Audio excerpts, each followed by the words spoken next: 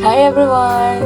Welcome to my channel. It's me again, Ate Fat. So, mag-update po ako ngayon. Usually, dapat po nasa training po ako. Kaso, I quit po. Kasi,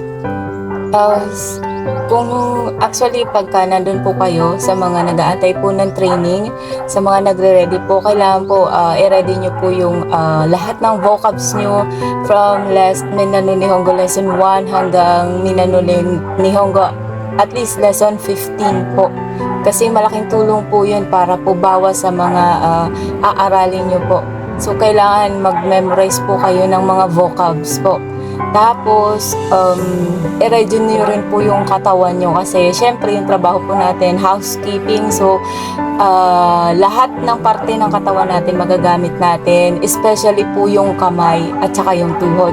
So, kung meron po kayong, kung hindi po kayo sanay na lumuhod, kung magte-training na po kayo, mas maganda magbaon po kayo ng knee pad po. Kasi madalas po ay magagamit nyo po yung tuhod nyo sa paglilinis.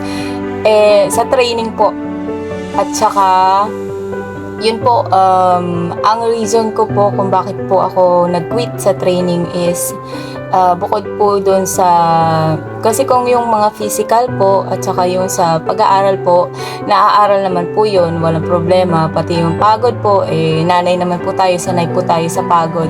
Kaso, naging problem po is yung anak ko po, simula po na umalis po ako at pumunta sa training, yung bunso ko po, 2 years old, breastfeeding po kasi siya, straight. Hindi na po siya kumakain. Ang kinakain niya lang po biscuit, 2 weeks na po. So, natakot po ako na baka po bumigay yung katawan niya. Kaya po, umuwi po ako. So, yun po yung reason kung bakit po ako nag-quit.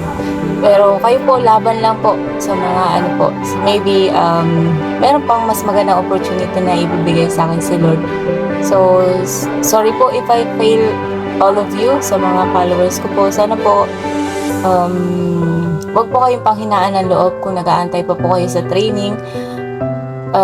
Kayang-kaya nyo po yan.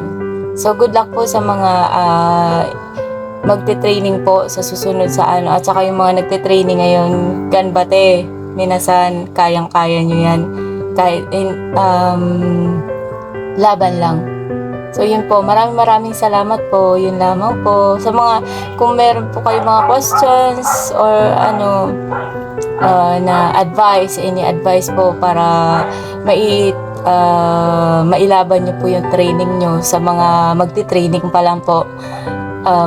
Kung gusto nyo pong magtanong sa akin, sa abot ng aking makakaya po, tutulungan ko po kayo. So, pwede po kayo mag-comment down below po sa mga kaya ko pong sabihin.